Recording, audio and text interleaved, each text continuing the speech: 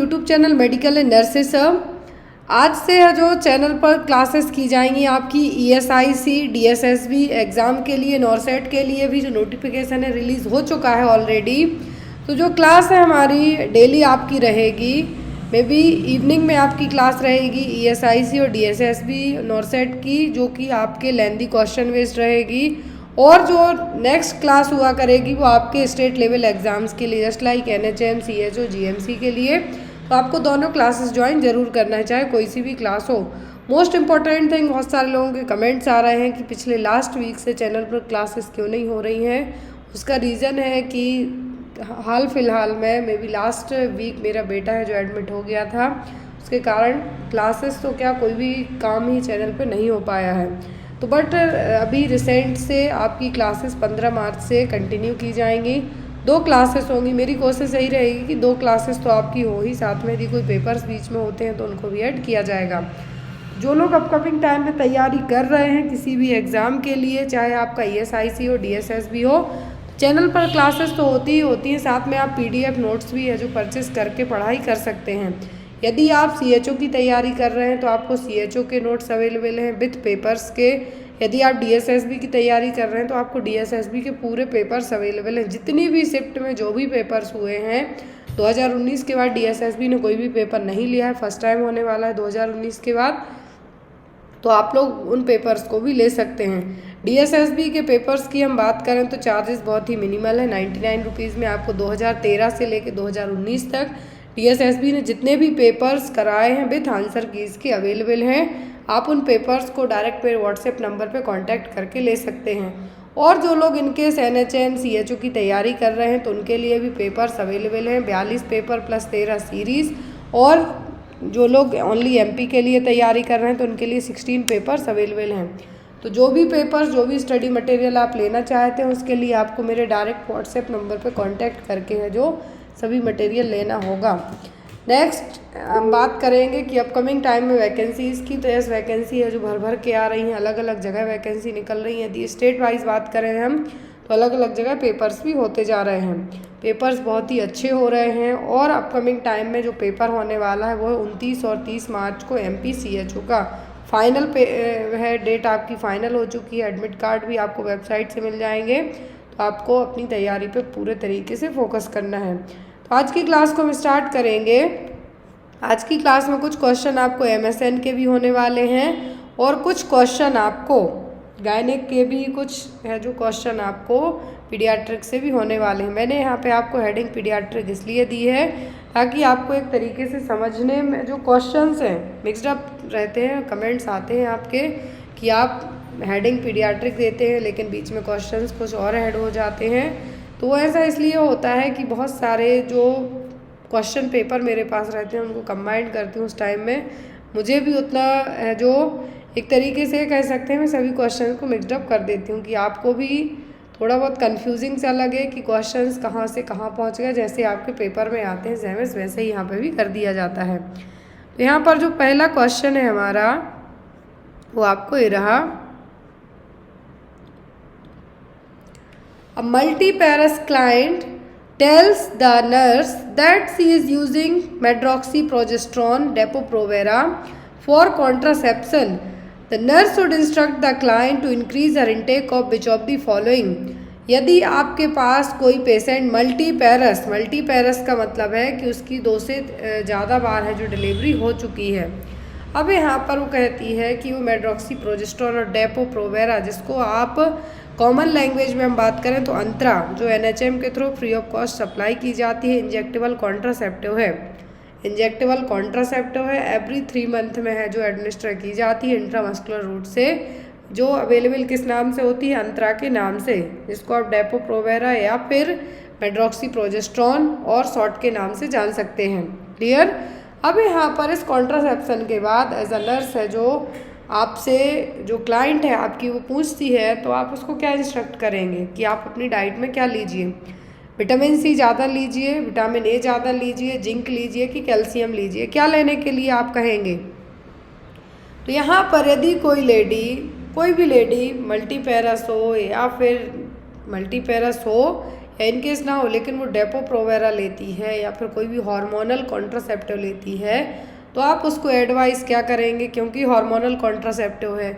अब hormonal contraceptive की खासियत होती क्या है कि ये जो आपकी बॉडी में हार्मोन्स के लेवल को तो क्या करेगी, डिस्टर्ब। आपका जो हार्मोन्स है वो तो रहेगी, थोड़ा बहुत डिस्टर्बेंस तो देखने को जरूर मिलेगा। आपको डेपो प्रोवेरा या फिर अंतरा के नाम से यदि क्वेश्चन आए तो आपको कहना है कि विटामिन सी की कैल्शियम की मात्रा है जो ज़्यादा लेनी है। कैल्शियम की मात्रा क्यों लेनी है, मल्टीपेरस है। मल्टीपेरस का मतलब 2 से ज़्यादा बार उसकी डिलीवरी हो चुकी है। अब ऑलरेडी उसकी बॉडी में कैल्शियम्स की कमी तो रहेगी, और कैल्शियम की कमी होने के कारण उसको क्या हो सकता है, ऑस्टियोपोरोसिस। क्या होगा, ऑस्टियोपोरोसिस। यदि यहाँ पर आपकी क्लाइंट प्रीमी पैरा होती, मतलब फर्स्ट टाइम डिलीवरी वाली होती तो बात अलग थी, लेकिन मल्टी पैरा से तो ऑलरेडी उसकी बॉडी क्या है, हिली डुली है।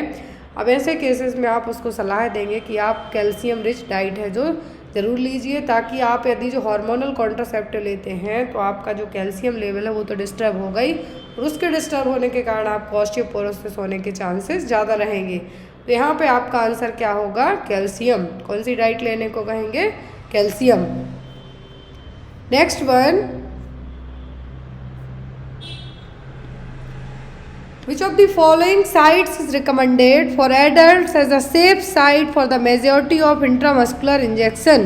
क्वेश्चन ध्यान से देखें कि एडल्ट में कहा है सेफ साइट क्या होगी इंट्रामस्कुलर इंजेक्शन के लिए, वेंट्रोग्लूटियल, वास्टस लैटरलिस, डोर्सोग्लूटियल या फिर रेक्टस फीमोरिस। एडल्ट में इंट्रामस्कुलर इंजेक्शन के लिए बात की जा रही है और सेफ साइट की बात की जा रही है कि सबसे सेफ प्लेस है जो क्या होगा। बच्चों में पूछे, इन्फेंट में पूछे तो आपको क्या कहना है, वास्टस लेटरलिस। क्या है, वास्टस लेटरलिस। लेकिन यदि यहाँ पे बात की जा रही है कि एडल्ट पर्सन में, तो एडल्ट में जो सबसे सेफ साइट होगी वो क्या होगी, वेंट्रोग्लूटियल मसल्स। क्या होगी, वेंट्रोग्लूटियल मसल। इंट्रामस्कुलर इंजेक्शन, जो इंजेक्शंस में जो भी मेडिकेशन फिलअप की जाती है वो कैसी होती है, जनरली ऑयली टाइप की रहेगी, कोलॉइड रहेगी, इसलिए उसको इंट्रामस्कुलर रूट से दिया जाएगा। और जो एंगल अपनाया जाता है वो कितना होता है, 90 डिग्री का। कितना, 90 डिग्री का। बेसिक सी चीज़ें हैं, आपको ये याद रखनी है।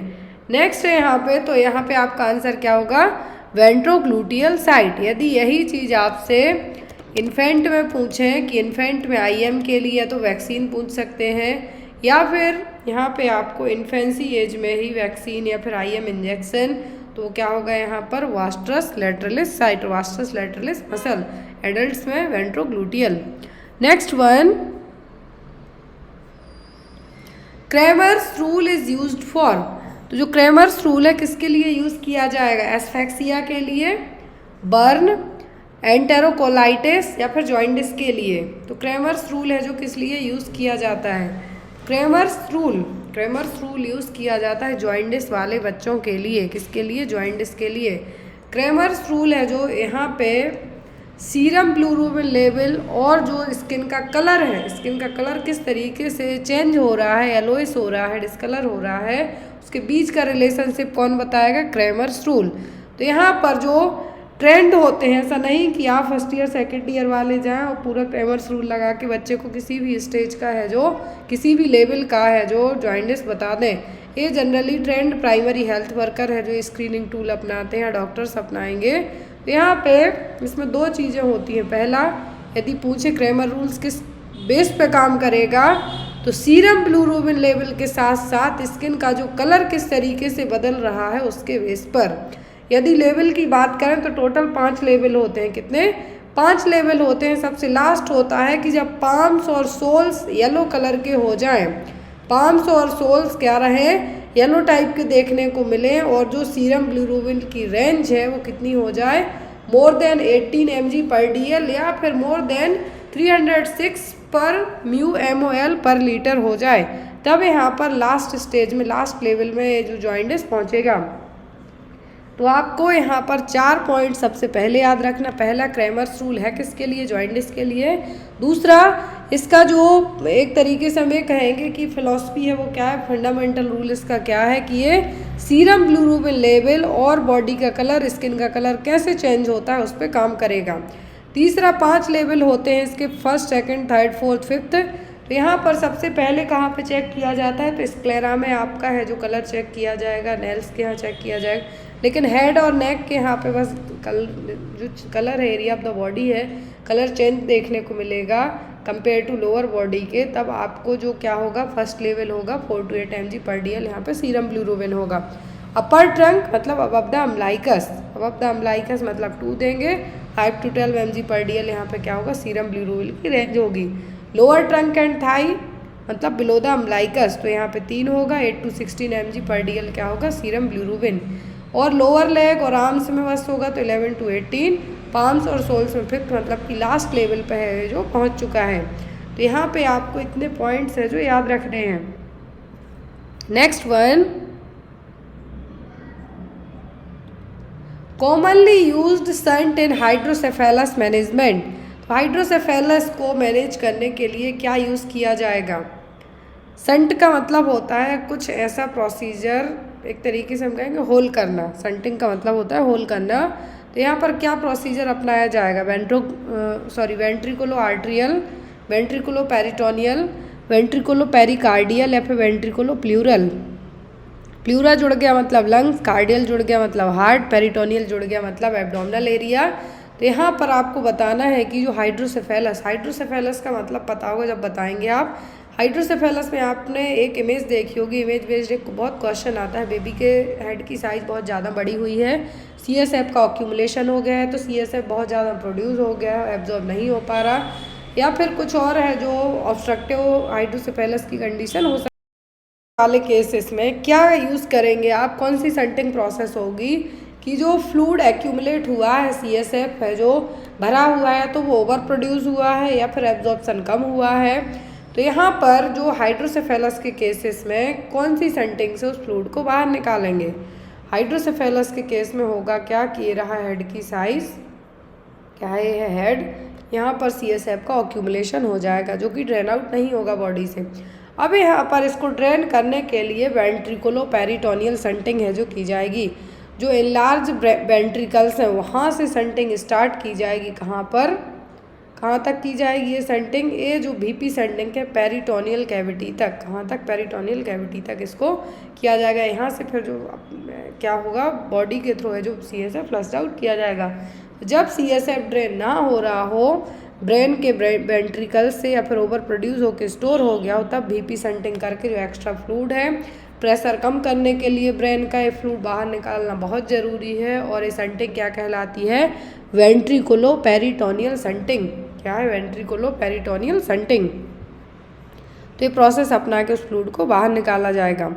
अगला क्वेश्चन है, विच of the following is not a component of Apgar score. तो इनमें से अपगार स्कोर का कंपोनेंट कौन सा नहीं है। Colour of the body, heart rate per minute, respiratory rate per minute या फिर मसल टोन। क्या है जो अपगार स्कोर में इंक्लूडेड नहीं है। अपगार स्कोर दिया किसने था, वर्जीनी अपगार ने। जो बेबी डिलीवर होते हैं, पैदा होते हैं, उनका विदिन 1 मिनट अपगार चेक किया जाता है और आफ्टर 5 मिनट के बाद, आफ्टर 5 मिनट के बाद अपगार स्कोरिंग है जो असेसमेंट किया जाता है। नोट डाउन भी किया जाएगा, आपने लेबर रूम में ड्यूटी की होगी तो आपको पता होगा। अपगार स्कोर में अपीयरेंस मतलब बॉडी का कलर चेक किया जाएगा, स्किन का कलर चेक किया जाएगा। यदि पिंक है मतलब 2 पॉइंट दिए जाएंगे। हाईएस्ट जो स्कोरिंग सिस्टम होता है 10 होता है। पल्स और हार्ट रेट की बात करें हम तो 100 से 140 के बीच में मतलब 2 पॉइंट नॉर्मल है।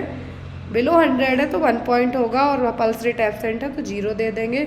ग्राइमेसी मतलब रिफ्लेक्स इरिटेबिलिटी, बच्चा है जो रो रहा है या फिर हाईली, रोना एक अलग बात होती है और एक क्राई होगा जब आप कुछ स्टिमुलेशन करेंगे तब होगा, रोएगा तो उसको कहेंगे हम ग्राइमेसी रिफ्लेक्स। एक्टिविटी टोन का मतलब है कि बच्चा है जो अच्छे से हाथ पैर चला रहा है होते ही साथ, तो वो एक्टिविटी टोन आएगा। रेस्पिरेशन यहाँ पर रोने से डिसाइड किया जाएगा, इसीलिए जब भी बच्चे पैदा होते हैं तो उनकी respiratory rate per minute check नहीं की जाती, उनका रोना चेक किया जाता है। यदि बच्चा स्ट्रांगली रो रहा है मतलब बच्चा है जो एक तरीके से उसके रेस्पिरेटरी सिस्टम में कोई भी प्रॉब्लम नहीं है। लेकिन जब वो बिगोरसली रो रहा है मतलब प्रॉब्लम है। लेकिन यहाँ पर एक स्ट्रॉन्ग क्राई और बिगोरसली क्राई में क्या है, डिफरेंस होता है। तो यहाँ पर स्ट्रॉन्ग क्राई है तो यहाँ पे क्या होगा, 2 पॉइंट दिए जाएंगे। और respiratory rate per minute check नहीं की जाएगी, यहाँ पर होगा चेक क्या, रोने से चेक किया जाएगा। यदि शांत है, आपने जो मूवी है 3 इडियट्स मूवी में एंड का सीन देखा हुआ, इसमें बेबी की डिलीवरी की जाती है, रोएगा नहीं, ऑल इज़ वेल कहेंगे। सेम एज यहाँ पे वही सिचुएशन है कि बच्चा रो नहीं रहा है, मतलब सांस लेने में उसको प्रॉब्लम हो रही है। क्लियर है। नेक्स्ट है यहाँ पे आपका question, for the client who is using oral contraceptives, the nurse informs that the client about the need to take the pill at the same time each day to accomplish which of the following। यदि आपका client oral contraceptive पिल use करता है, लेता है daily, तो आप अपने client को एज ए नर्स क्या इन्फॉर्म करेंगे कि आपको डेली है जो पिल, यदि आप शाम के 9 बजे लेते हैं, सॉरी रात के 9 बजे लेते हैं, तो रात के 9 बजे ही लेना है। इसका रीज़न क्या है? ऑप्शन है decrease the incidence of nausea, maintain hormonal levels, reduce side effects या फिर प्रिवेंटिंग ड्रग इंट्रैक्शंस। क्या इसका है जो रीज़न हो सकता है? यदि कोई भी क्लाइंट ओरल कॉन्ट्रासेप्टिव पिल्स लेता है, डेली लेता है, यदि 21 पिल्स होती हैं जो, यदि वो डेली ले रहा है, तो यहाँ पर एक एग्जैक्ट टाइम आप फिक्स करेंगे, रात के 9 बजे, सुबह के 8 बजे। तो आपको कहना है कि सेम एज उसी टाइम पे आप कंटिन्यू कीजिए, इधर के उधर मत कीजिए कि एक 9 बजे ली तो दूसरे दिन 10 बजे ली, 11 बजे ली, ऐसे नहीं करना है। आपको एक फिक्स टाइम करना है जिस भी टाइम में आप कंफर्टेबल हो। तो उसका रीज़न होता क्या है कि जब भी आप हार्मोनल कॉन्ट्रासेप्टिव लेते हैं, ओरल कॉन्ट्रासेप्टिव लेते हैं, इनमें हार्मोन्स रहेंगे, वो हार्मोन्स आपकी बॉडी में जाएंगे तो एक उतने ही तरीके से बैलेंस बनाने का काम करेंगे। लेकिन यदि आपने उल्टे सीधे टाइम पे ली तो जो कॉन्ट्रासेप्टिव मेथड है उसके फेलियर होने के चांसेस भी ज़्यादा रहेंगे। तो इसका रीज़न क्या है कि आपकी बॉडी में हार्मोन लेवल को मेंटेन करके रखना है। इसीलिए जो पिल आपने अपने क्लाइंट को बताई है, आपको उसके बारे में भी बताना है कि आप एक एक्यूरेट टाइम पे लीजिए। यदि आपने सुबह 8 बजे से ली तो 8 बजे ही लेना है डेली। आपको टाइम अपने हिसाब से एडजस्ट फिर नहीं करना है, एक बार कर सकते हैं शुरुआती में जब भी स्टार्ट कर रहे हैं, after that to maintain the hormonal levels, क्योंकि एक ही सेम टाइम पे लेंगे आप तो जो हार्मोन्स हैं आपकी बॉडी के, जो कॉन्ट्रासेप्टिव मेथड का काम कर रहे हैं, वो सही से काम करेंगे, ओव्यूलेशन को सप्रेस करने का काम करेंगे, म्यूकस जो सर्वाइकल म्यूकस है उसको अल्टरनेटिंग वे में करेंगे ताकि फर्टिलाइजेशन ना हो सके। लेकिन यदि पिल सेम टाइम पे ली, तो यदि आपने अपने जो हार्मोनल पिल्स ले रहे हैं डेली, उसमें क्या किया, चेंजेस किए कि सुबह का शाम, शाम का सुबह किया, तो जो रेगुलर शेड्यूल है आपकी बॉडी के हार्मोन्स का वो क्या होगा, फ्लक्चुएट होगा। फ्लक्चुएट होने के बाद आपका जो कॉन्ट्रासेप्टिव रेट के फेलियर होने के चांसेस ज़्यादा हो जाएंगे। यही एक बेसिक सा रीज़न है। नेक्स्ट है यहाँ पे Billroth first and Billroth second is the surgical procedure done for. जो बिलरोथ फर्स्ट और बिलरोथ सेकेंड सर्जिकल प्रोसीजर है किसके लिए किया जाता है? लंग कैंसर के लिए, ब्रेस्ट कैंसर के लिए, गैस्ट्रिक कैंसर के लिए कि पैंक्रियाटिक कैंसर के लिए? Billroth first and Billroth second surgical procedure किसके लिए किया जाता है? तो ये जो बिलरोथ फर्स्ट और सेकेंड है ये सर्जिकल प्रोसीजर है और ये होता है गैस्ट्रिक कैंसर के लिए। अब यहाँ पे पार्शियल भी हो सकता है और कम्प्लीटली भी हो सकता है। देखिए बिलरोथ फर्स्ट और बिलरोथ सेकेंड, बिलरोथ फर्स्ट को कहा जाता है पार्शियल गैस्ट्रेक्टोमी। क्या है? Partial gastrectomy. और बिलरोथ फर्स्ट ऑपरेशन है जो जनरली पाइलोरस को यहाँ पर रिमूव किया जाएगा। क्या है? Pylorus removed and the distal stomach is anastomosed directly to the duodenum. यहाँ पर ये पाइलोरिक को क्या किया, काटा। क्लियर? पाइलोरिक को रिमूव किया और इसको ड्यूडेनम से सीधा, एनास्टोमोस्ट का मतलब होता है मेडिकल टर्म में जोड़ना या फिर अदेशन कह सकते हैं आप, लेकिन एनास्टोमोस्ट यदि वर्ड यूज़ होता है मतलब होता है जोड़ना, कहीं से काट के दूसरी जगह जोड़ना, तो कहा जाता है एनास्टोमोस्ट। तो यहाँ पर पाइलोरस को रिमूव किया जाएगा बिलरोथ फर्स्ट ऑपरेशन में, और पाइलोरस रिमूव करके डायरेक्ट स्टमक है जो यहाँ पर ड्यूडेनम से क्या कर दिया जाएगा, अटैच कर दिया जाएगा। इसको कहा जाएगा क्या, पार्शियल गैस्ट्रेक्टोमी विथ गैस्ट्रोड्यूडेनोस्टोमी। क्या है? पार्शियल गैस्ट्रेक्टोमी और गैस्ट्रोड्यूडेनोस्टोमी। बिलरोथ फर्स्ट। बिलरोथ सेकंड है मोर फॉर्मली विथ बिलरोथ जो ऑपरेशन है इसमें पार्शियल गैस्ट्रेक्टोमी के साथ साथ, मतलब स्टमक तो रिमूव कर दिया, स्टमक रिमूव कर दिया और सीधा कट एंड से क्लोज कर दिया। क्या है? क्लोज कर दिया। और यहाँ पर जनरली कनेक्ट किया जाता है कहाँ से, जेजुनम से। कहाँ से? जेजुनम पार्ट से, जो इंटेस्टाइन का फर्स्ट पार्ट होता है वहाँ से सीधा है जो कनेक्ट किया जाएगा। बिलरोथ सेकंड जनरली यदि यहाँ पर जो स्टमक का लोअर पार्ट होता है एंट्रम, क्या है, स्टमक का जो लोअर पार्ट होता है एंट्रम, यहाँ पे है जो जोड़ा जाएगा, जो भी रिसेक्शन है यहाँ पे, सॉरी, रिसेक्शन का मतलब जो काटा जाएगा जो पार्ट, और जो जोड़ा कहाँ पे जाएगा, जेजुनम में। मोस्ट ऑफ दी केसेस में इसको क्या कहा जाता है, पार्शियल गैस्ट्रेक्टोमी। बिलरोथ सेकंड है जो क्या है, पार्शियल गैस्ट्रेक्टोमी है, लेकिन बिलरोथ जो फर्स्ट है इसको कहा जाता है पार्शियल गैस्ट्रेक्टोमी विद गैस्ट्रोड्यूडेनोस्टोमी, क्योंकि इसमें जोड़ा जाएगा ड्यूडेनम से। लेकिन यहाँ पर सेकंड जो होता है बिलरोथ सेकंड, ये भी गैस्ट्रिक कैंसर के लिए यूज़ किया जाएगा, लेकिन यहाँ पर सीधा कहाँ से है, जो first part of the jejunum, जो स्मॉल इंटेस्टाइन का जो पार्ट है वहाँ से है जो इसको अटैच किया जाएगा।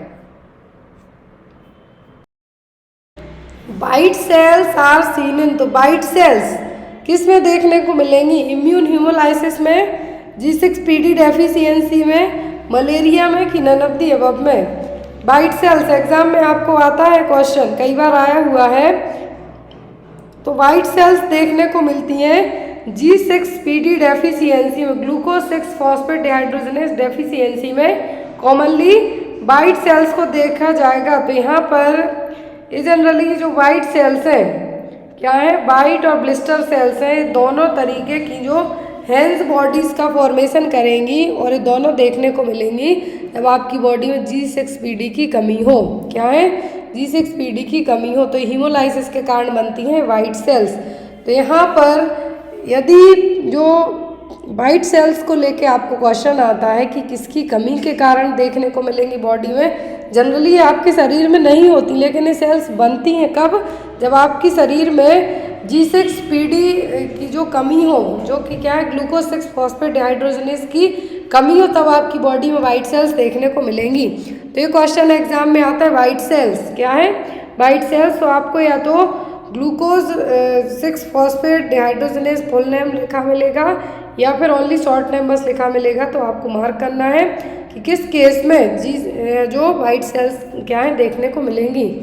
Next one is which of the following method is adopted for opening the airway is suspected spinal cord injury. तो यदि आपको लगता है कि स्पाइनल कॉर्ड इंजरी हुई है, तो कौन सी मेथड से एयरवे को ओपन किया जाएगा, हेड टिल्ट मेथड, चिन लिफ्ट मेथड, जॉ थ्रस्ट, या फिर हेलमलेट मैन्यूवर। कौन सी मेथड के थ्रू आप क्या करेंगे, एयरवे को ओपन करेंगे। यहाँ पर जो मेथड अपनाई जाएगी, यहाँ पर जो मेथड अपनाई जाएगी वो कौन सी होगी आपकी जॉ थ्रस्ट मेथड। कौन सी, जॉ थ्रस्ट मेथड, क्योंकि यहाँ पे आपको लगता है कि क्या है, स्पाइनल कॉर्ड इंजरी हुई है। क्या है, स्पाइनल कॉर्ड इंजरी हुई है। ऐसे केस में आपको जॉ थ्रस्ट मेथड को अपनाना होगा। इस तरीके से देखिए, और ये जनरली तभी होता है जब या तो रोड ट्रैफिक एक्सीडेंट हुआ हो, या फिर कोई कहीं ऊंचाई से गिरा हुआ हो, या फिर कुछ एक्सीडेंट हुआ हो तब। Next one is the what technique of assessment help to determine ketoacidosis. कौन सी टेक्निक के थ्रू आप कीटोएसिडोसिस को असेस कर सकते हैं, पाल्पेशन से, इंस्पेक्शन से, ऑस्कल्टेशन से, या फिर ऑल्फैक्शन से। तो यहाँ पर कीटोएसिडोसिस में आप कैसे आइडेंटिफाई करेंगे कि कीटोन बॉडीज़ हैं वो भी ज़्यादा बन रही है, तो वो होगा आपको ऑल्फैक्शन से। किससे, ऑल्फैक्शन से। ऑल्फैक्शन से कैसे, पर्सन जब दूर से सांस लेता है तो आप क्या होगा, स्मेली ब्रीदिंग आएगी, स्मेल आएगी उस सांस लेने से, तो आप अंदाज़ा लगा सकते हैं कि कीटोन बॉडीज़ का प्रोडक्शन ज़्यादा हो गया है। Fruity scented breath and confusion, person में यदि आप कीटोएसिडोसिस चेक कर रहे हैं, फ्रूटी सेंटेड ब्रीदिंग होगी, मतलब स्मेली ब्रीदिंग होगी, ऑर्डर होगा, और कन्फ्यूजिंग स्टेट में पर्सन है जो देखने को मिलेगा। Next one is the 8th cranial nerve affect. तो 8th क्रेनियल नर्व किसको अफेक्ट करेगी, टच को, टेस्ट को, स्मेल को, कि इक्विलिब्रियम को। तो जो 8वें नंबर की क्रेनियल नर्व है, क्या है, 8वें नंबर की क्रेनियल नर्व है, ये अफेक्ट करेगी किसके लिए, आपका जो इक्विलिब्रियम, बॉडी का बैलेंस है उसके लिए। जो वेस्टिबो कोक्लियर नर्व है 8वें नंबर की क्रेनियल नर्व, वो अफेक्ट करेगी आपके बॉडी बैलेंस को। अब यहाँ पर आपको जो अलग अलग क्रेनियल नर्व है, तो आपको जो पूरी 12 पेयर ऑफ क्रेनियल नर्व है, उनसे यदि एग्जाम में क्वेश्चन आता है, क्या है, यदि आपको क्रेनियल नर्व से एग्जाम में क्वेश्चन आता है तो आपको पूरी 12 pair of cranial nerve with functions के पता होना चाहिए। यदि आपसे कहते हैं कि टच के लिए, किसके लिए, टच के लिए कौन सी रिस्पॉन्सिबल है, या फिर आपको स्मेल के लिए, तो स्मेल के लिए ऑल्फैक्टरी हो जाएगी। आपके विज़न के लिए पूछें तो आपके विज़न में ऑक्यूलोमोटर हो जाएगी और ट्रोक्लियर हो जाएगी। ट्रोक्लियर और ऑक्यूलोमोटर दोनों आँखों के इधर उधर मूवमेंट में घुमाने में हेल्प करेंगी। फिर आता है आपकी बॉडी के बैलेंस के लिए और सुनने के लिए, तो वह वेस्टिबुलोकोक्लियर नर्व। कौन सी? Vestibulocochlear nerve. ऑप्टिक किसके लिए? विजन के लिए, देखने के लिए। Next one is the which of the following is not included in the symptom of hypoglycaemia.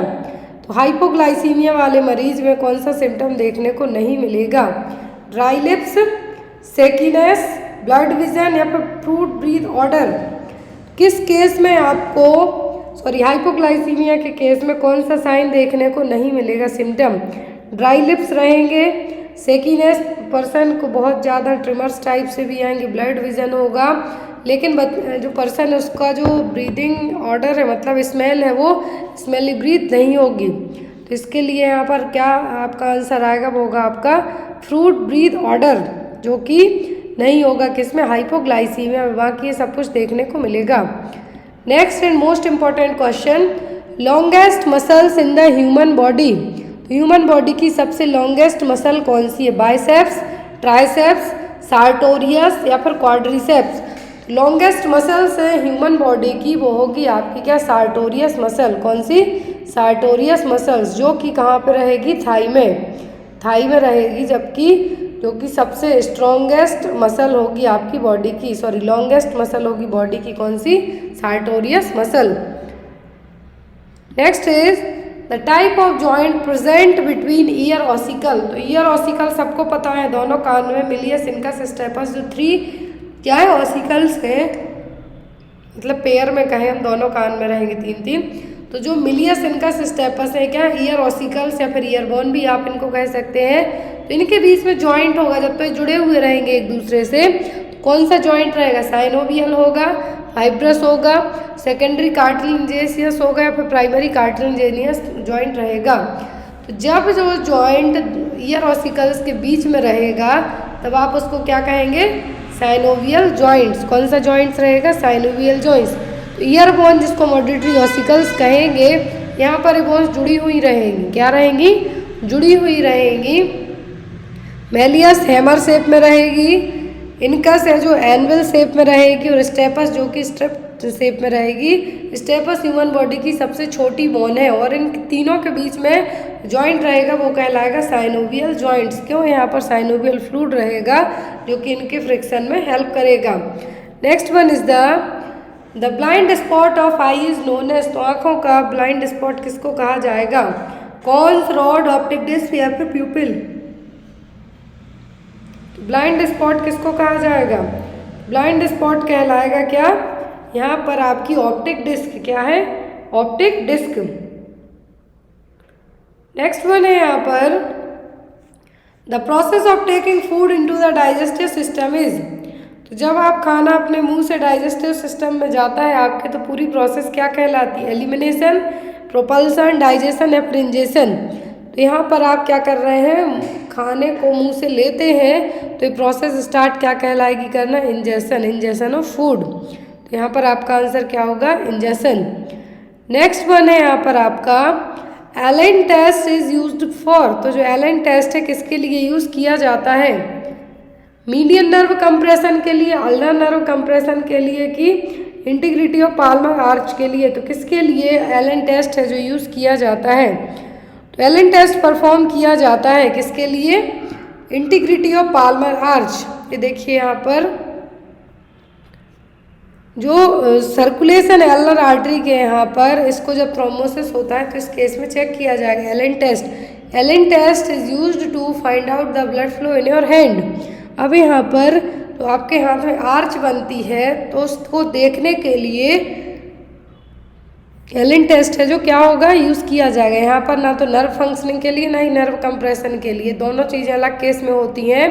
तो यहाँ पर आपका आंसर क्या होगा, इंटीग्रिटी ऑफ पाल्मर आर्च।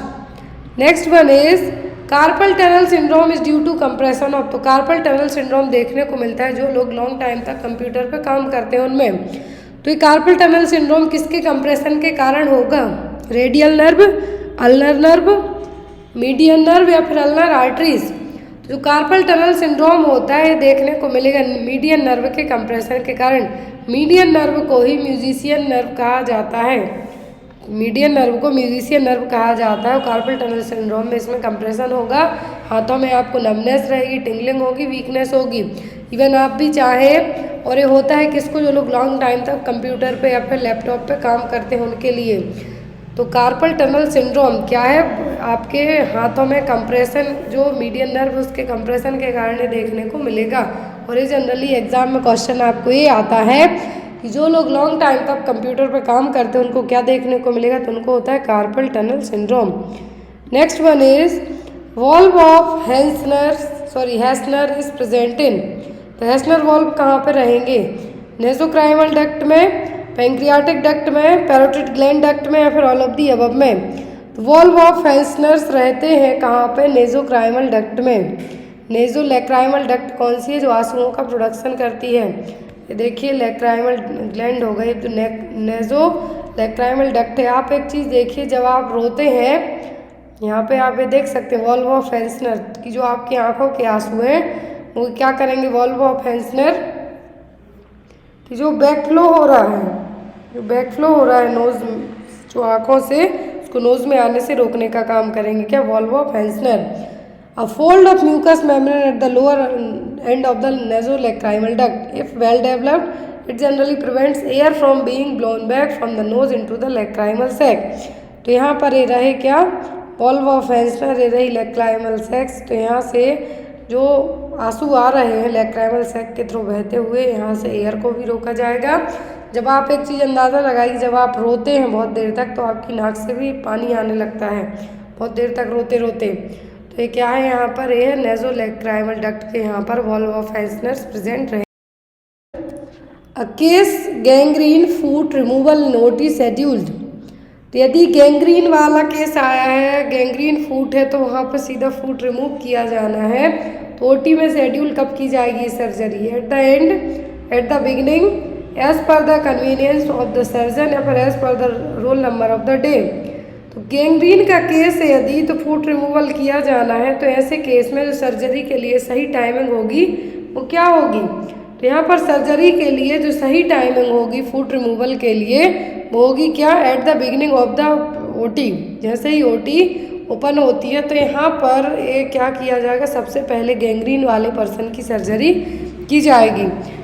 यहाँ पर जो आपको बहुत सारे क्वेश्चन आते हैं गैंग्रीन को लेके, फर्स्ट आता है कि इसका कॉज क्या है, तो एक बैक्टीरिया के थ्रू होगा, क्या है, बैक्टीरिया के थ्रू होगा, क्लोस्ट्रीडियम परफ्रिंगेंस नाम के बैक्टीरिया से। किससे, क्लोस्ट्रीडियम परफ्रिंगेंस नाम के बैक्टीरिया से। ये बैक्टीरिया एक गैस रिलीज करता है, क्या करेगा, गैस रिलीज करेगा, गैंग्रीन गैस, जिसके कारण टिश्यू की डेथ हो जाती है। यहाँ पर इमेज दिख रही है, टिश्यू डेथ हुई है। और ये कब होता है, इंजरी और सर्जिकल वुंड्स के कारण, जहाँ पर यदि ब्लड सप्लाई रुक जाए कुछ सर्जरी या फिर इंजरी के कारण, और ब्लड सप्लाई होने के रुकने के साथ साथ यदि क्लोस्ट्रीडियम परफ्रिंगेंस नाम का बैक्टीरिया अपनी एंट्री कर ले, तब क्या डेवलप होगा, गैंग्रीन। और गैंग्रीन के लिए बेस्ट टाइमिंग होती है ओटी में एट द बिगनिंग टाइम पर ट्रीट किया जाना, सर्जरी की जाना।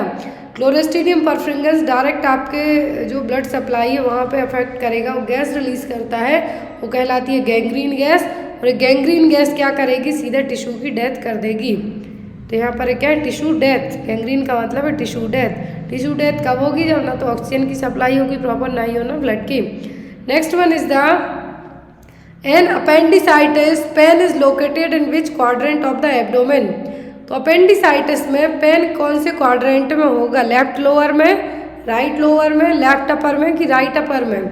तो जो क्वाड्रेंट है, क्या है, क्वाड्रेंट है यहाँ पर, तो कौन सा क्वाड्रेंट में अपेंडिसाइटिस वाला पेन होगा, तो वो था राइट लोअर क्वाड्रेंट में। कहाँ पर, राइट लोअर क्वाड्रेंट में अपेंडिसाइटिस का पेन होगा। और जब ये पेन क्या होता है, मैकबर्नी पॉइंट कहलाएगा। क्या कहलाएगा, मैकबर्नी पॉइंट। तो यहाँ पर आप क्या करेंगे, जब आप लेफ्ट साइड प्रेस करेंगे तो दर्द आपको राइट साइड में फील होगा, और ये दर्द होता है अपेंडिसाइटिस का राइट लोअर क्वाड्रेंट में। क्या है, राइट लोअर क्वाड्रेंट में। और मैकबर्नी पॉइंट किस में देखने को मिलेगा, तो होता है अपेंडिसाइटिस का pain. Next one is the laryngeal mask airway location. तो लैरेंजियल मास्क एयरवे कहाँ पे लगाया जाता है? ऑप्शन में ग्लोटिस, इन्फॉर्मेलाइटिस, सुप्राग्लोटिक या फिर एंडोट्रैकियल। तो लैरेंजियल मास्क है जो, क्या है, लैरेंजियल मास्क है जो कहाँ पे लगाया जाता है? सुप्राग्लोटिक रीजन में। ये देखिए, the upper part of the larynx, voice box है जिसका सबसे ऊपर का पार्ट होता है। तो यहाँ पर including the epiglottis, the area of the vocal cord. Epiglottis के ऊपर का पार्ट कहलाएगा क्या, वोकल कॉर्ड के ऊपर का पार्ट क्या कहलाएगा? एपिग्लोटिस। अब लैरिंग्स के 3 पार्ट होते हैं। क्या है, लैरिंग्स के 3 पार्ट होते हैं। सुप्राग्लोटिक जिसमें एपिग्लोटिस इंक्लूड रहेगा, ग्लोटिस जिसमें ओनली वोकल कॉर्ड रहेगी, और सब ग्लोटिस। तीनों पार्ट होते हैं लैरिंग्स के। कौन कौन से? सुप्राग्लोटिस, ग्लोटिस और सब ग्लोटिस। तो सबसे ऊपरी पार्ट कौन सा होता है? Supraglottic region. यहीं पर लैरेंजियल मास्क है जो लगाया जाता है। Next one is the which is the major muscle responsible for breathing in human. Human being में सांस के लिए सबसे इंपॉर्टेंट मसल कौन सी है? ट्रापेजियस, डेल्टॉइड, डायफ्राम या फिर स्टेर्नोक्लीडोमास्टॉइड। सबको पता है कि आपके सांस लेने में सबसे अहम भूमिका निभाता है डोम शेप्ड मसल डायफ्राम। क्या है? डायफ्राम। जब भी आप सांस लेते हैं, छोड़ते हैं, तो ये देखिए पैरासूट शेप में जो डायफ्राम यहाँ पे कहा है, क्या है, पैरासूट शेप में रहेगा। The creates vacuum effect that pools air into the lungs. जब आप एक्सेल करेंगे तो लंग्स क्या होंगे? ऊपर की तरफ पुश होंगे। डायफ्राम रिलैक्स होगा, लंग्स ऊपर की तरफ पुश होंगे। तो क्या है, जो मेन मसल्स है वो क्या होती है? Diaphragm muscle. कौन सी? Diaphragm muscles. नेक्स्ट है यहाँ पर आपको question, Billroth first and Billroth second is the surgical procedure done for. Billroth first और ब्लूटूथ सेकंड है जो सर्जिकल प्रोसीजर है, किस में किए जाते हैं? लंग कैंसर में, ब्रेस्ट में, कि गैस्ट्रिक की पैंक्रियाटिक कैंसर में? कौन से केस में ब्लूटूथ फर्स्ट और सेकंड सर्जिकल प्रोसीजर परफॉर्म किए जाएंगे? तो दोनों होते हैं किसमें? गैस्ट्रिक कैंसर में। यदि गैस्ट्रिक कैंसर डेवलप हुआ है तो ब्लूटूथ फर्स्ट और जो ब्लूटूथ सेकंड ऑपरेशन है which the pylorus removed and distal stomach is anastomosed directly to the duodenum. तो यहाँ पर जो दोनों ऑपरेशन है इसमें क्या किया जाएगा? पाइलोरस सेक्शन है जो, इसको क्या किया जाएगा ब्लूटूथ फर्स्ट में, जिसको हम पार्शियल गैस्ट्रेक्टोमी के नाम से भी जानते हैं। क्या है? पार्शियल गैस्ट्रेक्टोमी के नाम से भी जानेंगे ब्लूटूथ फर्स्ट को। तो यहाँ पर जो कि पाइलोरिक सेक्शन को रिमूव कर दिया जाता है यहाँ पर, और पाइलोरिक सेक्शन को रिमूव करने के बाद स्टमक को सीधा डायरेक्ट ड्यूडेनम से क्या किया जाएगा? एनास्टोमोट कर दिया जाएगा, मतलब कि जोड़ दिया जाएगा, और यहाँ पर स्टिच लगा के जोड़ दिया जाएगा। तो ये प्रोसीजर कहलाता है ब्लूटूथ फर्स्ट और Bluetooth second. Bluetooth second always stomach का जो एंट्रम पार्ट है, लोअर पार्ट, वहाँ से डिसेक्शन किया जाएगा।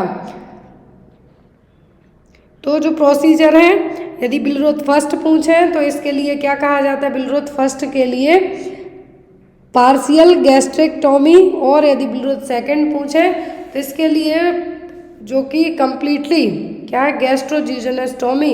इसमें आपका गैस्ट्रिक में सेक्शन जो पूरा स्टमक से लेके पूरा जेजुनम तक है जो रिमूव किया जाएगा। तो ये क्या है? Bluetooth second.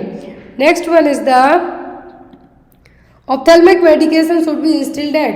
तो ऑप्थेल्मिक मेडिकेशन है जो आप आई ड्रॉप लाते हैं वो कहाँ पे डालते हैं? द कॉर्निया ऑफ द आई में, लोअर कंजक्टिवल सैक में, अपर कंजक्टिवल सैक में, कि एक ऑफ द आई में। तो कहाँ पे आप डालते हैं? जो भी आप आई मेडिसिन लाते हैं तो आप वो डालते हैं लोअर कंजक्टिवल सैक में। कहाँ पे? लोअर कंजक्टिवल सैक में, इस तरीके से। Drug of choice for closure of patent ductus arteriosus. तो पीडीए के लिए क्लोज करने के लिए कौन सी मेडिसिन दी जाएगी? ऑप्शन में है यहाँ पर आइब्यूप्रोफेन, एंडोमेथासिन, ए एंड बी या फिर प्रोस्टाग्लैंडिन। तो जो पीडीए के लिए पेटेंट डक्टस आर्टेरियोसिस जो कि कंजेनाइटल हार्ट डिफेक्ट है, इसको ट्रीट करने के लिए आइबुप्रोफेन मेनली दी जाती है और इंडोमेथासिन भी यूज़ किया जाता है, लेकिन प्रोस्टाग्लैंडिन को यूज़ नहीं किया जाता। तो यहाँ पर आपको ये दोनों मेडिसिन के नाम याद रखने हैं कि पीडीए के लिए फर्स्ट ड्रग ऑफ चॉइस कौन सी होती है, तो वो कहलाती है आपकी आइबुप्रोफेन। नेक्स्ट वन आती है इंडोमेथासिन, क्या होगी? इंडोमेथासिन।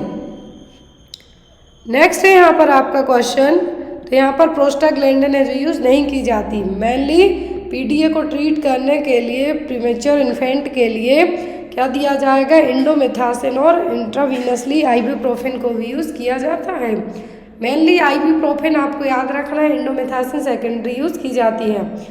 नर्सिंग का हमारी सबसे अच्छा और लोकप्रिय क्वेश्चन वो है यहाँ पर congenital absence of ganglionic cells in the submucosal and mesenteric plexus of the distal intestine, it's known as। तो गैंग्लियोनिक सेल्स का एब्सेंट होना साफ साफ दिख रहा है, आपको लिखा है कि गैंग्लियोनिक सेल्स क्या है, यहाँ पे एब्सेंट है। जब भी गैंग्लियोनिक सेल्स एब्सेंट होती हैं तो कौन सी डिसीज़ कहलाएगी? वो पाइलोरिक स्टेनोसिस। तो यहाँ पर तो फोर्सफुल वॉमिटिंग आपसे पूछते, हिरस्प्रिंग्स डिसीज़ या फिर इंटेस्टाइनल ऑब्स्ट्रक्शन। तो जब गैंग्लियोनिक सेल्स एब्सेंट होती हैं तो ये क्या कहलाएगी? हिरस्प्रिंग्स डिसीज़ और मेगा कोलोन डिसीज़। ये देखिए नॉर्मली जो नर्व सेल्स होंगी कोलोन्स के यहाँ, ये क्या करेंगी?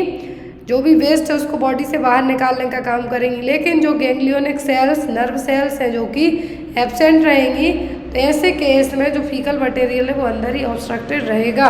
और ये बच्चे में डिलीवरी होने के विदिन 24 to 48 आवर के बाद ही चेक किया जाता है कि बच्चे को हिरस्प्रिंग डिसीज तो नहीं है। Next one is how much amount of fetal blood flow per minute through the placenta. हर एक मिनट में प्लेसेंटा से फीटल को कितने ब्लड की सप्लाई होती है, कितना फ्लो होगा? 2000 ml, 1000 ml, 500 ml या फिर 400 ml। तो fetal blood flow per minute through the placenta 500 ml, कितना? 500 ml फ्लो करेगा प्लेसेंटा ब्लड का, किसके लिए? फीटस के लिए। तो यहाँ पर आपका आंसर क्या होगा? 500 ml। Next one is What possible side effect must be advised to the patient who is receiving iron therapy? यदि कोई बंदा आयरन मेडिकेशन ले रहा है तो उसको कौन से साइड इफेक्ट के लिए आप एडवाइस करेंगे?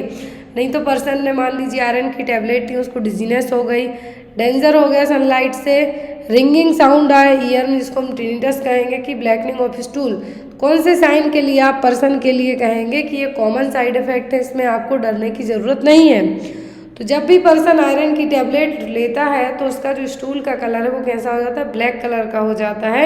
रही आपको पॉसिबल साइड इफेक्ट, अपने पर्सन को एडवाइस करना है कि ब्लैकनिंग ऑफ स्टूल, मतलब स्टूल का कलर है जो कैसा होगा? ब्लैक कलर का। तो ये क्या है? कॉमन साइड इफेक्ट है आयरन थेरेपी का। बॉडी में आयरन जाके सबसे ज़्यादा कहाँ पे स्टोर होता है? तो स्मॉल इंटेस्टाइन के ड्यूडेनम पार्ट में। क्लियर?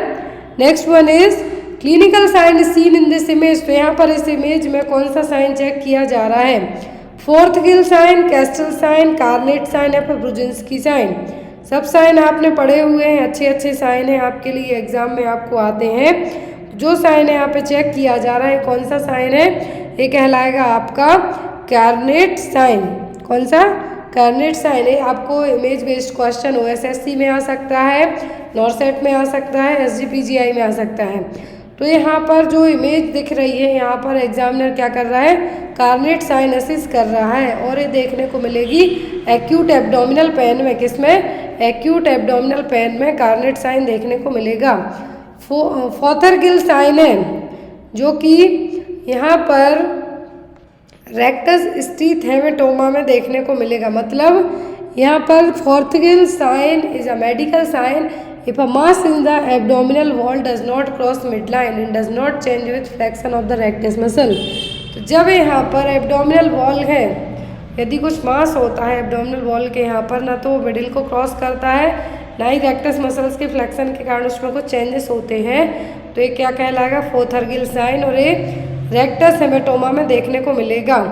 कैसल साइन स्प्लीनोमेगाली में देखने को मिलेगा। क्या है? कैस्टल साइंस भी जिसको हम कह सकते हैं, स्प्लीनोमेगाली में देखने को मिलेगा। यहाँ पर जो परकसन ट्रव्यूड स्पेस के यहाँ पे, या फिर आप इसको सिंपली याद रखें कि जो कैस्टल साइन है एक इसका साइन है क्लासिस करने के लिए स्प्लीनोमेगाली के लिए। Next one is which of these is administered directly in the form of ear drop to patient of otitis media?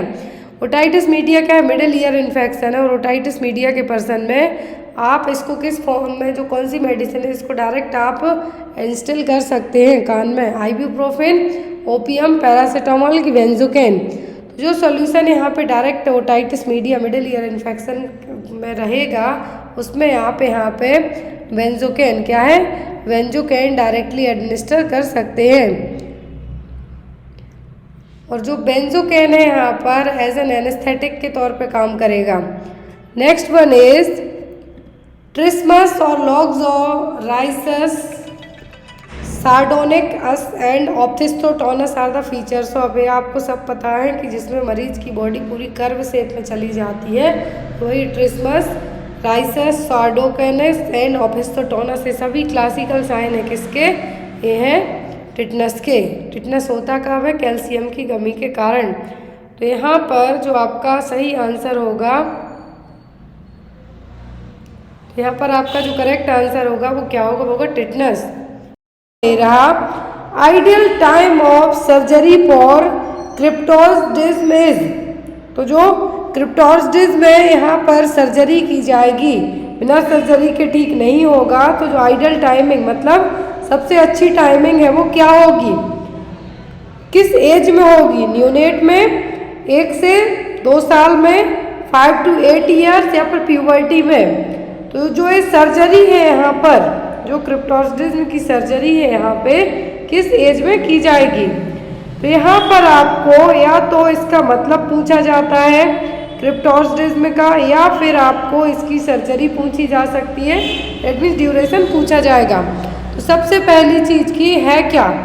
तो यहाँ पर जो टेस्टिस होती हैं, 2 टेस्टिस होती हैं जो कि आपके स्क्रोटम में रहेंगी, स्क्रोटम में रहेंगी, लेकिन ये स्क्रोटम में न रह के एब्डोमेन में ही रह जाएं, तो वो कंडीशन कहलाती है क्रिप्टोस्टिज्म। अब यहाँ पर इसके लिए सर्जरी के लिए जनरली एज रेफर की जाती है कि बच्चे की उम्र 6 महीने से लेके 1 साल तक रहे, 6 महीने से लेके 1 साल तक रहे। लेकिन यहाँ पर जो एक आइडल टाइमिंग की बात करें बेस्ड ऑन द ऑप्शन, तो आपका आंसर होगा 1 से 2 साल। कितना? 1 से 2 साल। यहाँ पे आप देखिए जो ये यहाँ पर टेस्टिस है, ये टेस्टिस जनरली क्या रहेंगे? स्क्रोटम में रहेंगे। कहाँ पे रहेंगे? स्क्रोटम में। लेकिन यदि यही testis A testicle that has not moved into the bag of skin below the penis before the birth, जन्म के पहले किसी भी रीजन से ये टेस्टिकल है जो स्क्रोटम एरिया है वहाँ पे नहीं आते हैं, यहाँ पे नहीं आते हैं, तो ये कहलाएगा आपका अनडिसेंडिंग टेस्टिस और क्रिप्टोस्टिज्म। याद रखें, अनडिसेंडिंग टेस्ट और क्रिप्टोस्टिज्म एक ही टर्म है। अब यहाँ पर इनको सर्जरी के थ्रू है जो स्क्रोटम में लाया जाएगा, तो ये कहाँ पर रह जाएंगे? एब्डोमेन में ही रह जाएंगे।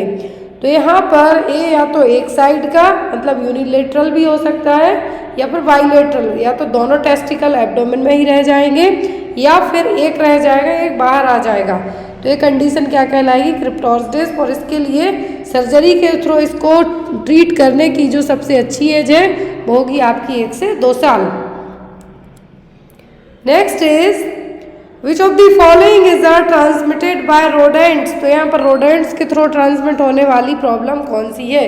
रोडेंट्स का मतलब है यहाँ पर आपके चूहे वगैरह हो गए, या फिर आपके लिए कुछ भी बर्ड्स वगैरह हो गए, तो स्पेशली रोडेंट्स में आपके चूहे आते हैं मेनली। तो कौन सी बीमारी है जो रोडेंट्स के थ्रू होगी? मैमल्स, ऐसे मैमल्स जिसमें रैट हो गया, माइस हो गया, गिलहरी वगैरह हो गई, ये सब आ जाएंगे इसमें। तो ऑप्शन में हेपेटाइटिस से virus, Ebola virus, polio virus, या फिर नॉर्वॉक वायरस। तो जो रोडेंट्स के थ्रू फैलेगा वो होगा इबोला वायरस। क्या होगा? Ebola virus. अब यहाँ पर एक इबोला वायरस है जो रोडेंट्स के थ्रू कैसे फैलेगा? तो इबोला वायरस जनरली जो इबोला वायरस है ये होगा कैसे? कोई भी इन्फेक्शियस जो भी यहाँ पर आपका इबोला वायरस में कोई सी भी मंकी या फिर गोरिल्ला के थ्रू या फिर ऐसी स्पीसीज के थ्रू जिसमें आपके रोडेंट्स के थ्रू ट्रांसमिट होने के चांस रहेंगे, मेनली फैलेगा। इबोला तो जनरली मंकीज के थ्रू होता है। बाकी पोलियो हो गया, नॉर्वॉक, हेपेटाइटिस ए वायरस है, कोई भी रोडेंट्स के थ्रू ट्रांसमिट नहीं होंगे। Next one is what information the nurse should consider while collecting the history of a child with suspected rheumatic fever. यदि किसी बच्चे की आप रूमेटिक फीवर को लेके आपको लगता है कि बच्चे को रूमेटिक फीवर है, तो हिस्ट्री कलेक्ट करते हैं जब आप, तो यहाँ पर उस हिस्ट्री कलेक्ट करते टाइम पर आप क्या चीज़ें जिस पे मेन फोकस करेंगे, क्या हिस्ट्री रहेगी। तो ऑप्शन में lack of interest in food, a fever that started 2 days ago, vomiting for 2 days, a recent episode of pharyngitis. तो क्या होगा जो आपको यदि लगता है कि बच्चे को रूमेटिक फीवर हुआ है, तो वो अगर रिसेंट एपिसोड ऑफ फेरेंजाइटिस, मतलब बच्चे को बार बार फेरेंजाइटिस हुई है, बच्चे को कई एपिसोड मतलब बार बार, एपिसोड का मतलब है बार बार यदि फेरेंजाइटिस हुई है तो वो हिस्ट्री आप कलेक्ट करेंगे। और जो रूमेटिक फीवर होता किससे, बीटा स्ट्रेप्टोकोकाई नाम के बैक्टीरिया से। तो इसी के लिए आपको यदि बच्चे को बार बार फेरेंजाइटिस होता है तो आप जो हिस्ट्री कलेक्ट करेंगे किसकी करेंगे, फेरेंजाइटिस की, मतलब फेरिंग्स में इन्फेक्शन इन्फ्लामेशन हो रहा है बार बार, उसके लिए। Next one is the drug used for induction of labour. तो लेबर को इंड्यूस करने के लिए कौन सी ड्रग यूज की जाएगी, मिथार्जिन, एर्गोमेट्रिन, ऑक्सीटोसिन या फिर प्रोजेस्ट्रॉन।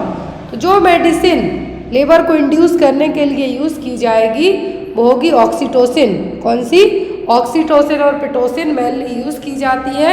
या तो ये आपके जो आईवी फ्लूइड के थ्रू आपको दी जा सकती है या फिर आपको डायरेक्ट वेजाइना में भी इंसर्ट की जा सकती है। तो लेबर का इंड्यूस करना मतलब, लेबर इंड्यूस करना मतलब यदि नॉर्मल आपके लेबर पेन आना स्टार्ट नहीं होते हैं, टाइम पूरा आपका 37 हफ्ते हो गया है और डॉक्टर को लगता है कि 1 या 2 सेंटीमीटर सर्विक्स का मुंह ओपन है, तो यहाँ पर जो मेडिसिन देके कॉन्ट्रैक्शन लाए जाएंगे जिससे सर्विक्स पूरी डायलेट होगी, तो वो प्रोसेस कहलाएगी इंडक्शन ऑफ लेबर। और इसके लिए जो मेडिकेशन अपनाई जाएगी वो होगा ऑक्सीटोसिन। क्यों, क्योंकि यूट्राइन कॉन्ट्रैक्शंस को अच्छे तरीके से लाएगा। जब कॉन्ट्रैक्शन प्रॉपर आएंगे तब लेबर है जो इंड्यूस होगा और सर्विक्स डायलेट होकर बच्चे को बाहर निकलेगा, बेबी बाहर आएगा। Next one is what is the symbol of element potassium. ये क्वेश्चन आई थिंक आपके जो CCHO एग्जाम होते हैं उसमें भी आ चुका है, रेलवे में भी आ चुका है, DSSB में भी आ चुका है। पोटेशियम का सिंबल है क्या, W, P, T, K या फिर P। तो यहाँ पर जो पोटेशियम का सिंबल है वो है K। सोडियम का पूछें तो Na, पोटेशियम का पूछते हैं तो K। Next one is the process of providing, और यहाँ पर यदि जो एटॉमिक नंबर पूछें, जो आपने टेबल पढ़ी है केमिस्ट्री में, नंबर पूछे तो 19।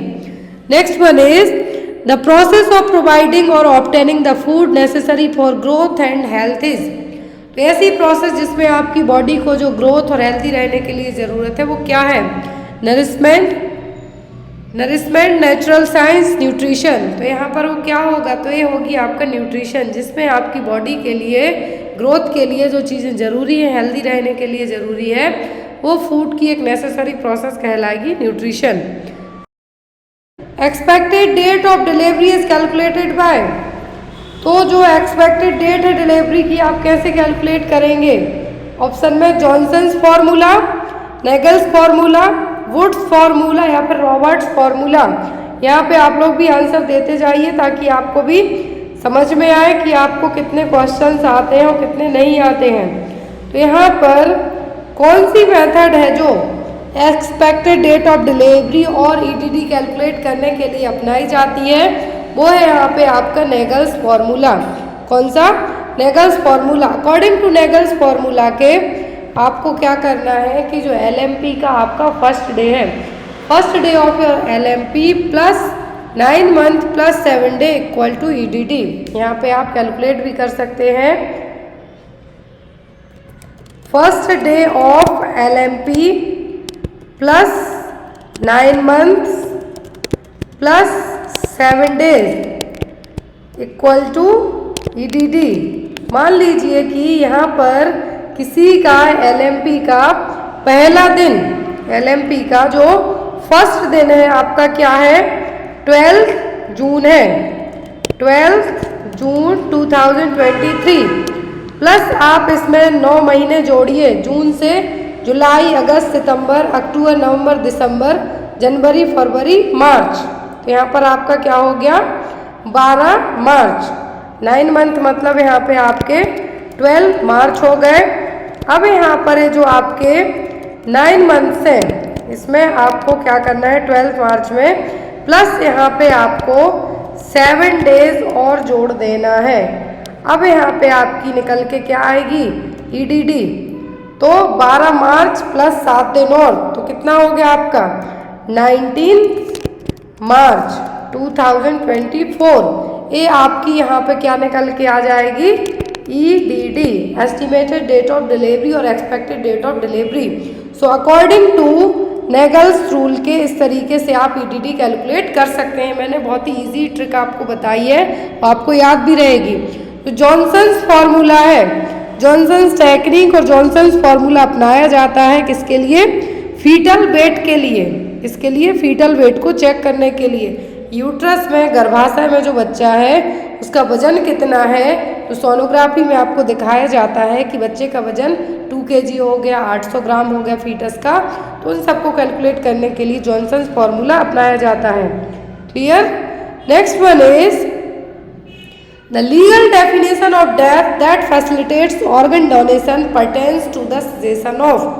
तो लीगल डेफिनेशन है डेथ की, जिसमें पर्सन ऑर्गन को डोनेट कर सकता है किसके बाद, सजेशन होने का मतलब स्टॉप होने के बाद, पल्स स्टॉप होने के बाद, functions of the brain in its entirety, respiration, circulatory and respiratory functions.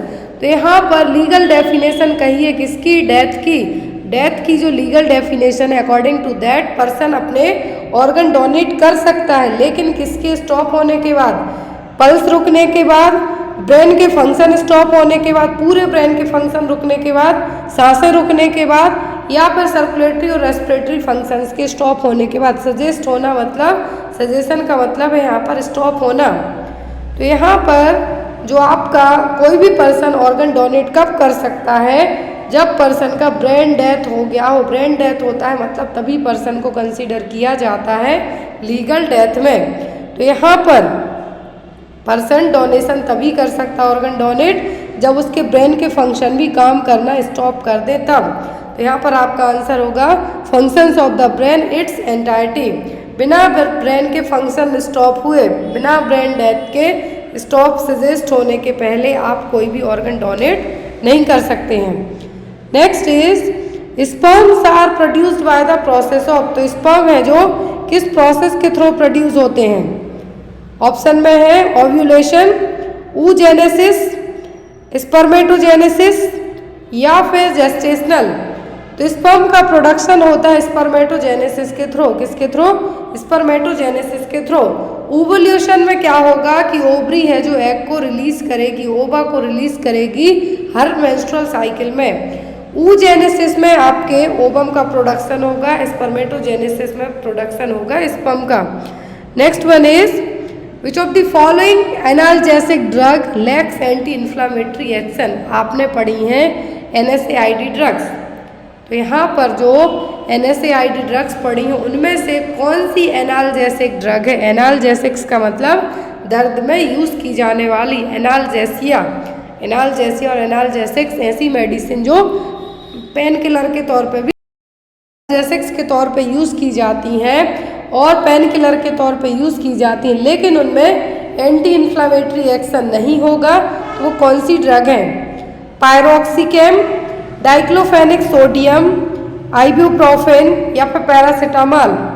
तो कौन सी मेडिसिन है जिसमें एनाल्जेसिक्स है, मतलब आप दर्द में यूज़ करते हैं लेकिन एंटी इन्फ्लामेटरी एक्शन नहीं है उसमें, तो वो होगी आपकी पैरासीटामोल। कौन सी, पैरासीटामोल। पैरासीटामोल है जो एक NSAID ड्रग है, लेकिन इसमें एंटी इन्फ्लामेटरी एक्शन नहीं है, ओनली दर्द के लिए यूज़ की जा सकती है। क्लियर। आइब्यूप्रोफेन और इंडोमेथासिन है जो मेनली यूज़ की जाती है PDS में, जो पेटेंट डक्टस आर्टेरियोसिस के मरीज होते हैं PDS को क्लोज करने के लिए। Next one is which of the following cellular organelles cause autodigestion. Autodigestion का मतलब ऑटोलाइसिस, अपनी खुद की सेल को इनगल्फ करना, खा जाना। तो कौन सा सेलुलर ऑर्गन काम करेगा? गोल्जी बॉडीज, राइबोसोम्स, लाइसोसोम्स या फिर माइक्रोसोम्स। क्या है जो ऑटोडाइजेशन? यहाँ पर ऑटोडाइजेशन की जगह आपसे एग्जाम में ऑटोलाइसिस भी पूछा जा सकता है। ऑटोडाइजेशन और ऑटोलाइसिस का काम कौन से सेल के ऑर्गन्स करते हैं? तो वो लाइसोसोम्स। क्या है? Lysosomes are responsible for autolysis. ये किस तरीके से अपनी सेल्स को खा जाएगा? क्योंकि इसमें हाइड्रोलाइटिक एंजाइम्स रहेंगे जो आपके carbohydrate, protein, fat, foreign particle सब चीज़ों को खाने का काम करेंगे। तो ये क्या होगा? लाइसोसोम। राइबोसोम को प्रोटीन की फैक्ट्री कहा जाता है, याद रखें एग्जाम में आती है प्रोटीन की फैक्ट्री, तो वो है राइबोसोम। लाइसोसोम ऑटोलाइसिस और ऑटोडाइजेशन के लिए रिस्पॉन्सिबल है। Next one is failure of concentrating capacity of urine is assessed by. तो यूरिन का यहाँ पर फेलियर ऑफ कंसंट्रेशन, यदि आप यूरिन के बारे में क्वेश्चन आते हैं आपको, कैपेसिटी है, स्पेशली फेलियर ऑफ कंसंट्रेटिंग कहा है, तो यहाँ पर इसको पता करने के लिए क्या चेक किया जाएगा? Urea clearance, water deprivation test, specific gravity of urine after giving water, या फिर क्रिएटिनिन लेवल इन यूरिन। क्या है जो चेक किया जाएगा फेलियर ऑफ कंसंट्रेटिंग के लिए? इसके लिए जो टेस्ट होगा वो होगा वाटर डेप्रीवेशन टेस्ट। कौन सा? Water deprivation test. According to that test के आपको पता चलेगा। तो यहाँ पे आपको जो वाटर डेप्रीवेशन टेस्ट है, क्या है? Water deprivation test. इसके लिए एक तरीके से जो वाटर डेप्रीवेशन टेस्ट है, तो डायबिटिक इंसिपिडस होगा, जो एंटी डायबिटिक हार्मोन होता है, जो क्या कॉज करेगा? Diabetic insipidus. इसके लिए टेस्ट है जो किया जाएगा। इसमें पता चलेगा कि यूरिन बन कितनी रही है, how much urine is made and how concentrated it becomes when no water is given. Water deprivation test में यही पता किया जाएगा कि आपकी बॉडी जो किडनीज है, यूरिन कितनी बनी है। क्या है? यूरिन कितनी बनी है, लेकिन आपको बिना पानी दिए। तो यहाँ पर इससे पता चलेगा कि फेलियर ऑफ कंसंट्रेटिंग है या नहीं। और ये टेस्ट किया जाता है जो वाटर डेप्रीवेशन टेस्ट है, किया जाता है डायबिटिक इंसिपिडस के लिए। इसके लिए डायबिटिक इंसिपिडस के लिए। Next one is this substance can not pass through semi permeable walls of glomerulus. तो जो ग्लोमेरुलस है, आपने किडनी का जो पूरा स्ट्रक्चर पढ़ा है, एनाटॉमी वगैरह पढ़ी है, सो अकॉर्डिंग टू दैट जो ग्लोमेरुलस वाला पार्ट है, ग्लोमेरुलस वॉल्स है, कौन से सब्सटेंस को पास नहीं कर सकती? सेमी परमेबल का मतलब आर से पारगम्य लेयर, जहाँ पर आपने जो परासरण की जो विधि पढ़ी है, ऑस्मोसिस पढ़ा है, वही यहाँ पर कौन से सब्सटेंस हैं जो इसके थ्रू पास नहीं होंगे? ग्लोबिन, एल्ब्यूमिन, ब्लड सेल्स या फिर ऑल ऑफ दी अबव। तो यहाँ पर इनमें से ये सभी हैं जो पास नहीं हो पाएंगे ग्लोमेरुलस लेयर में से। क्यों? क्योंकि एक तो सेमी परमेबल मेम्ब्रेन हो गई, यहाँ से आपके जितनी भी जो बड़ी सेल्स वगैरह है, ये तो बिल्कुल भी पास नहीं होंगी। Next is most important question, specially आप कोई सा भी नर्सिंग एग्जाम देते हैं, कई बार आया है। क्वेश्चन है the reason why the right kidney is slightly lower than the left is. तो क्या रीजन है कि जो आपकी राइट किडनी नीचे की तरफ रहती है, जबकि जो लेफ्ट है ऊपर की तरफ रहती है, lower than the left. The left kidney is bigger than right, considerable space occupied by the heart, considerable space occupied by the liver on the right side, right kidney is bigger than the left. तो यहाँ पर जो right kidney है नीचे की तरफ होती है, जबकि लेफ्ट थोड़ी ऊपर की तरफ होती है। तो ये ऐसा इसलिए क्योंकि ये क्या करेंगे? लिवर को स्पेस देंगे। लिवर को जगह देने के कारण ये किडनी किस तरीके से रहेगी? राइट वाली नीचे, लेफ्ट वाली थोड़ी ऊपर सी। ये जो यहाँ पे कहा है considerable space occupied by the heart, ये आपका होता है लंग्स में। कहाँ पे? राइट और लेफ्ट लंग्स के यहाँ पे एपेक्स एरिया जहाँ पे हार्ट रहेगा, तो ये लंग्स के यहाँ पे रहेगा। लेकिन लिवर को स्पेस देने के लिए राइट किडनी नीचे की तरफ रहेगी, लेफ्ट थोड़ा ऊपर की तरफ रहेगी। Next one is kidney in the human body extended from this level. जो किडनी है हमारी बॉडी में किस लेवल पर रहती है? 5th thoracic vertebra to 3rd lumbar vertebra, 8th thoracic vertebra to 12th lumbar vertebra, 10th thoracic vertebra to 5th lumbar vertebra या फिर 12th thoracic vertebra to 3rd lumbar vertebra। तो किडनीज है जो कहाँ तक रहेंगी, 12th thoracic vertebra से 3rd lumbar vertebra तक, T12 से L3 तक। यहाँ पर ये देखिए इस इमेज में आपको बहुत ही अच्छे से समझ में आएगा। तो किडनी की फंक्शनल यूनिट पूछे एक्सक्रीटरी सिस्टम की, वो है नेफ्रॉन। अब यहाँ पर रेट्रोपेरिटोनियल वे में रहती है एक, तो कहाँ पे, रेट्रोपेरिटोनियल वे में T12 से L3 तक। Left kidney is slightly higher than the right, या फिर ये कह सकते हैं राइट किडनी जो लोअर साइड रहेगी और जो लेफ्ट है अपर साइड रहेगी। और इन दोनों के ऊपर जो ग्लैंड्स रहती हैं कहलाती है एड्रिनल ग्लैंड, या फिर आप इनको रीनल ग्लैंड भी कह सकते हैं।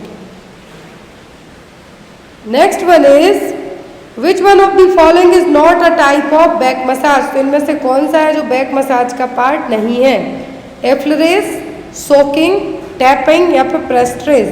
तो यहाँ पर जो बैक मसाज का पार्ट नहीं हो क्या है, सॉकिंग। क्या है, soaking. Next and most important question, urethral opening located behind the penis is known as. तो यूरेथ्रल ओपनिंग है जो ये जो टॉपिक है, जो हमारा सेकंड शॉर्ट चैनल है उस पर बहुत ही अच्छे से डिटेल में पढ़ाया गया। फिमोसिस पढ़ाया है, हाइपोस्पेडियासिस पढ़ाया है। तो यहाँ पर क्वेश्चन है कि यूरेथ्रल ओपनिंग है जो बिहाइंड द पेनिस है, तो ये क्या है, फिमोसिस, एपिस्पेडियासिस, हाइपोस्पेडियासिस या फिर हाइड्रोसील। तो यूरेथ्रल ओपनिंग यदि बिहाइंड द पेनिस है तो ये कहलाएगा हाइपोस्पेडियासिस। जो नॉर्मल यूरेथ्रल ओपनिंग है वो इस तरीके से रहेगी, मीटर से इस तरीके से ओपनिंग रहेगी। लेकिन जब यदि यही ओपनिंग है जो बाहर तक ना आके, जो मीटर्स तक ना आके कहाँ पर हो जाए, पिनाइल साफ्ट के यहाँ पे हो जाए या फिर कॉर्नर बाहर की तरफ हो जाए, तो ये क्या कहलाएगा, बिहाइंड द पेनिस। मतलब पेनिस में ना होकर पेनिस के दूसरी तरफ हो जाए, मीटर्स में ना ओपनिंग होके, तो ये कहलाएगा हाइपोस्पेडियासिस। क्या है, हाइपोस्पेडियासिस। नेक्स्ट वन इज, और जो हाइड्रोसील है, तो हाइड्रोसील का मतलब यहाँ पर जो स्क्रोटम है, टेस्टिकल है, यहाँ पर फ्लूइड का कलेक्शन होना। Next one is vulsellum forceps is used for gripping the. तो वल्सैलम फोर्सेप्स किसको ग्रिप करने के लिए, मतलब होल्ड करने के लिए यूज किए जाएंगे, पेरिनियम, फीटल हेड, सर्विक्स या फिर लेबियम। तो वल्सैलम फोर्सेप्स यूज किए जाते हैं जब या तो सर्विक्स की कुछ भी सर्जरी वगैरह की जाती है या फिर स्टेक्टोमी वगैरह की जाती है, स्पेशली सर्विक्स को, सर्वाइकल लिप को होल्ड करने के लिए। इस तरीके से क्या वल्सैलम फोर्सेप्स है। नॉर्सेट एग्जाम में क्वेश्चन आ चुका है, इमेज बेस्ड क्वेश्चन में। Next one is universal safety precaution are a set of guidelines to protect the. तो जो यूनिवर्सल सेफ्टी प्रिकॉशन है किसको प्रोटेक्ट करने के लिए अपनाए गए हैं, हेल्थ केयर वर्कर्स को, पेशेंट रिलेटिव्स को या फिर जनरल पब्लिक को। यूनिवर्सल सेफ्टी प्रिकॉशन में आपके गाउन, ग्लव्स, मास्क, गॉगल्स आपके आएंगे, सब आते हैं। तो किसको प्रोटेक्ट करने के लिए, हेल्थ केयर वर्कर्स के लिए। किसके लिए, हेल्थ केयर वर्कर्स के लिए। Next one is which type of crutch is frequently used by patient of all the ages on a short term basis. तो कौन से क्रच है जो ऑल द एज, मतलब सभी एज ग्रुप के लिए, लेकिन शॉर्ट टर्म के लिए इनको यूज किया जा सकता है, platform crutch, axillary crutch, Lofstrand crutch या फिर एक्सटेंसर क्रच। ये क्रच है जो आपको, क्रच किस में हेल्प करेंगे, आपको वॉक करने में हेल्प करेंगे। अब यहाँ पर शॉर्ट टर्म के लिए कहा और ऑल एज ग्रुप के लिए कहा है, वो एक्सिलरी क्रच। ये देखिए यहाँ पर जो इमेज दी हुई है, ये रहे आपके क्या, एक्सिलरी क्रच। इसे एक साइड यूज कर सकते हैं आप, दोनों साइड कर सकते हैं। लॉबस्ट्रैंड क्रच जनरली जिसके हाथ में वीकनेस वगैरह है वो इसको यूज करते हैं। प्लेटफॉर्म और एल्बो एक्सटेंसर क्रच, तो यहाँ पर इस तरीके से रहेंगे। तीनों इमेज देख लें आप, तीनों में से कुछ ना कुछ आपको एग्जाम में आ सकता है। Next one is a condition of the ear characterized by episodic vertigo, tinnitus and sensory neural hearing loss is referred to as.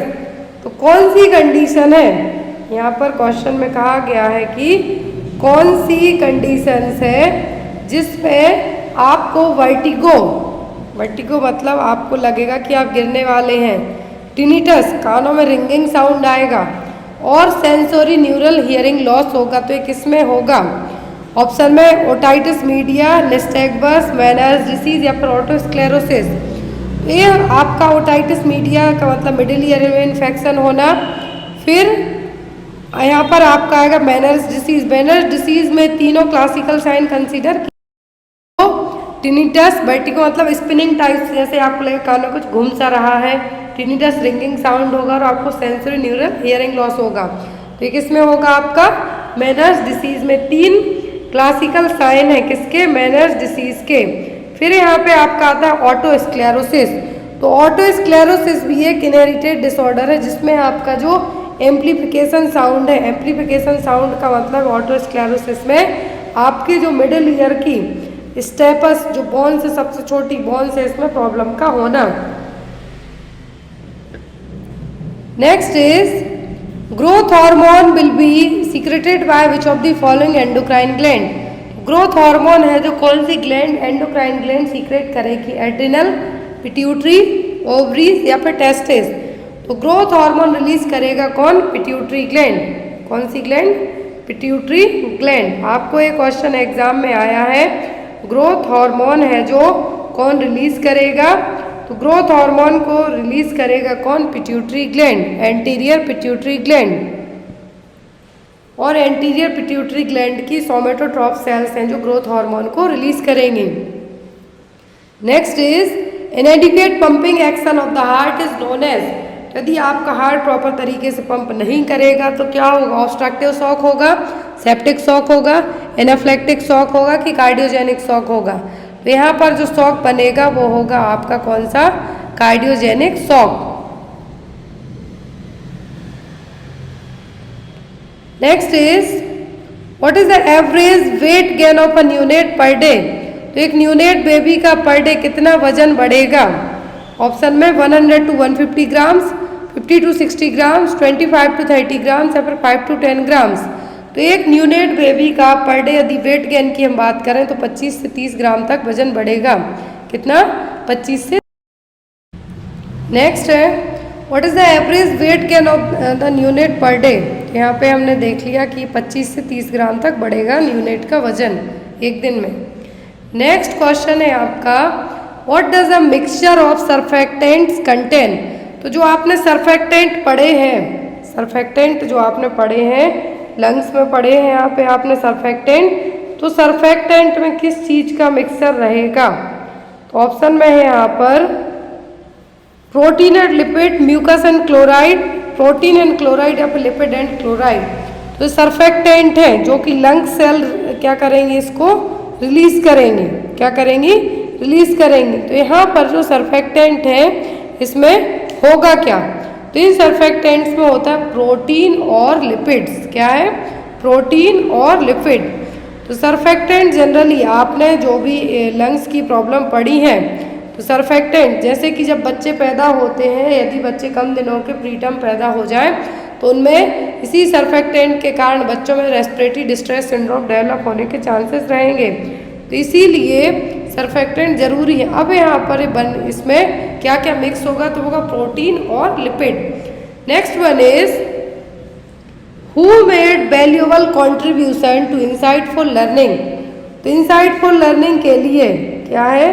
Insightful learning के लिए जो वैल्यूएबल जो कंट्रीब्यूशन है वो किसने दिया है? इवान पाब्लो ने, B.F. स्किनर, कोहलर या फिर थॉर्नडाइक ने।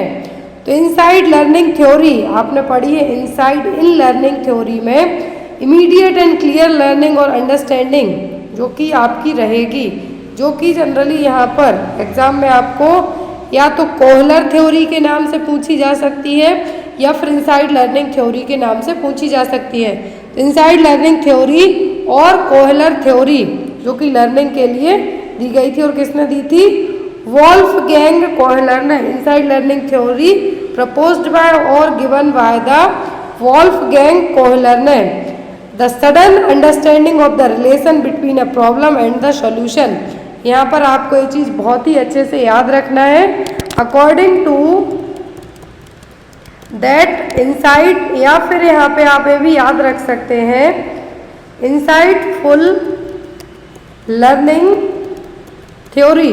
इसकी थ्योरी के अकॉर्डिंग क्या था? The sudden understanding of the relation and,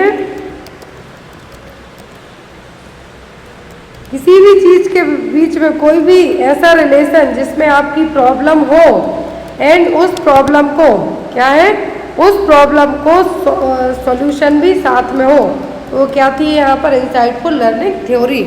ये आपको एग्जाम में आ सकती है। नेक्स्ट वन इज, इसका आंसर आप लोग कमेंट बॉक्स में देना।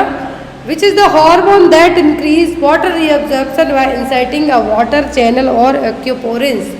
तो कौन सा हार्मोन है जो वाटर रीअब्जॉर्प्शन को क्या करेगा? बढ़ाएगा, increase the water reabsorption and जो भी वाटर के जो चैनल्स हैं एक्वेपोरेंस से वहाँ पे वाटर को भर के, angiotensin hormone, aldosterone hormone, anti diuretic hormone या फिर एट्रियल नेट्रोएप्टिक पेप्टाइड हार्मोन, तो कौन सा हार्मोन है काम करेगा?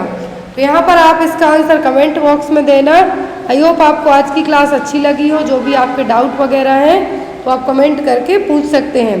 Thank you for watching us. Bye bye, take care.